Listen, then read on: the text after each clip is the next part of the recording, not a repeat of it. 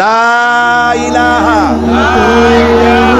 ইল্লাল্লাহু মুহাম্মাদুর রাসূলুল্লাহ।